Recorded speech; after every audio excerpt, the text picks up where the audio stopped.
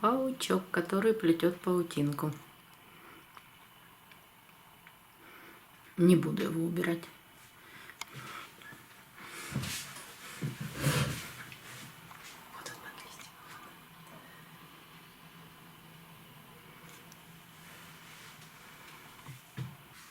Добрый день, друзья! Сегодня покажу вам 3 орхидеи, которые я приобрела в Леруа Мерлен. Ссылку на обзор этих великолепных, шикарных биглипов, которые были в поставке, я оставлю в правом верхнем углу экрана. Действительно, поставка была удивительная. Я такого количества биглипов вот именно в одной поставке вижу первый раз. И, конечно, уйти без цветов было невозможно. Я приобрела 3 орхидеи, которые вам сейчас и покажу. Вот это первая. И вы знаете, перед съемкой, когда я поставила орхидею под съемочное освещение, мы с мужем увидели паутину. Вот здесь на цветке. Я ее хотела убрать, но потом увидела простого, обыкновенного паука. И вот когда вы видите такого паучка, снимать, убирать его не нужно с орхидеей. Ведь в природе все взаимосвязано.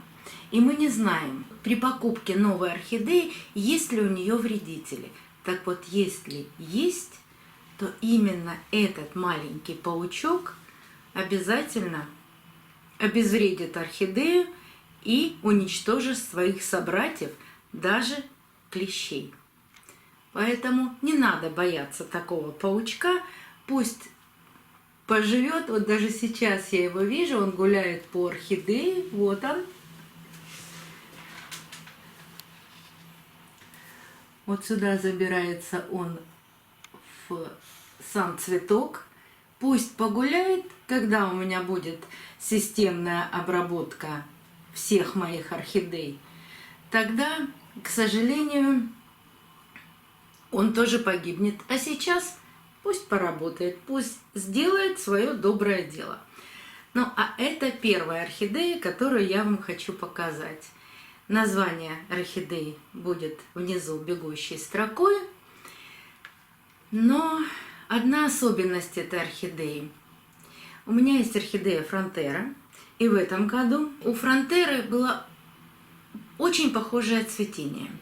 И вот мне захотелось дождаться повторного цветения и узнать, какая же это орхидея. Это Керена Лоха или все-таки это какая-то новая модификация Фронтеры. У нее были раскрытые цветы при покупке, но так как она дома у меня находится уже неделю, 3 цветка начала увядать. Засушивает несколько маленьких бутончиков. Этот цветок открыт уже дома. И я думаю, что все остальные бутоны будут распускаться. Вот еще один распускается бутон. И эти все бутончики распустятся. Вот такая красотка.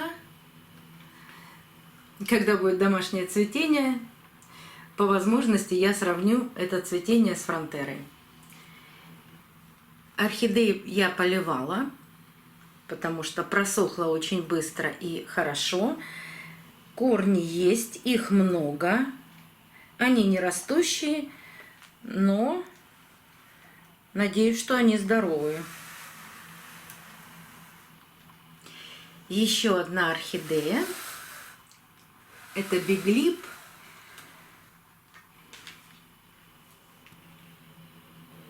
Это шоколад.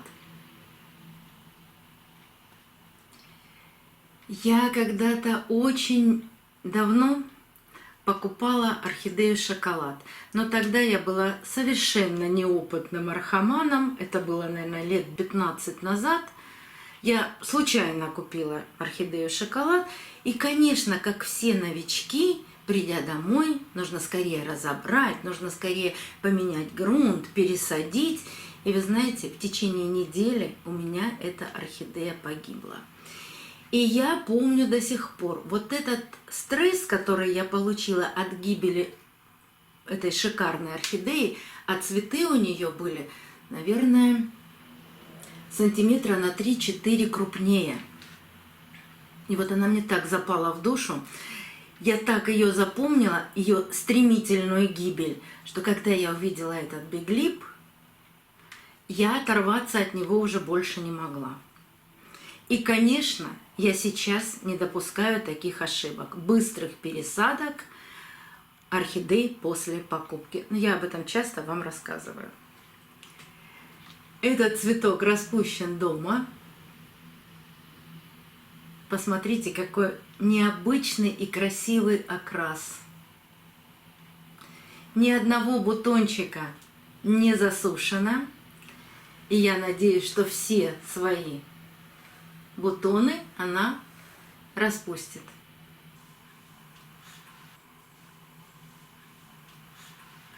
Корней не так много, как хотелось бы, но они есть.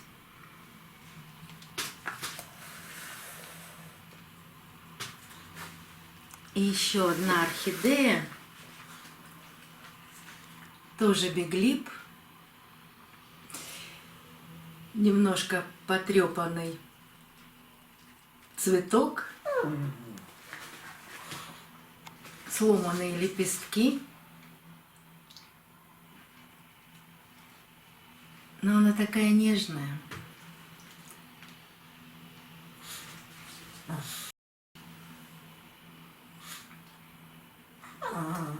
Такие переходы цвета на лепестках, но она будет выцветать. Этот бутон распустился дома, и он значительно ярче. Но даже при том, что она выгорает, у нее все равно великолепные оттенки на лепестках. Очень узкий лист, что не часто встретишь на орхидеях. И вот у этой фирмы корни орхидей всегда великолепны. Не смотрите на то, что я их уже поливала, потому что орхидеи находятся у меня дома неделю. Конечно, они просохли, поэтому полив был сделан один. И что я вам хочу еще раз сказать. После покупки я никогда не обрабатываю орхидеи сразу какими-то препаратами. Ни актарой, ни какими-то акарицидами. Потому что сначала нужно определиться, есть ли вообще вредители на орхидеях. Протереть листики зеленым мылом? Да. Потому что нужно стереть пыль, транспортировочные какие-то частички, которые могут попасть на листики, от коры или от еще чего-то. А вот вредителей сначала нужно определяться, есть ли они вообще, а если есть, использовать именно тот препарат, который будет уничтожать этих вредителей, потому что от разных вредителей разные препараты. И это я говорила не раз.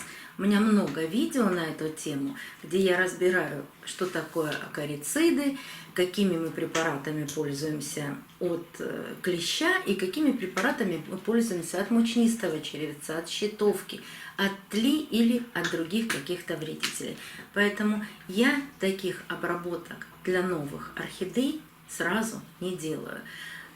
Помимо того, что их обрабатывал садовник, вот еще раз, пока они не привыкли в ваших условиях, пока они не адаптировались, их сразу травить какой-то химией, но я считаю, что это не нужно.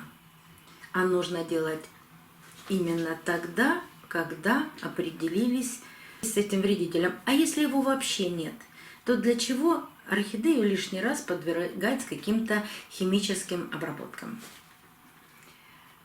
Но карантин обязателен. И карантин именно для этого и существует. Для того, чтобы распознать, есть ли на вашей орхидее вредитель. Карантин может быть месяц или более, как вам удобно. И какое количество места у вас есть именно для проведения такого мероприятия, как карантин. Вот такие орхидеи.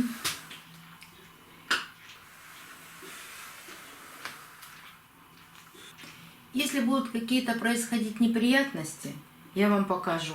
Но пока орхидеи, я бы сказала, в идеальном состоянии. До новых встреч, друзья. Увидимся на канале.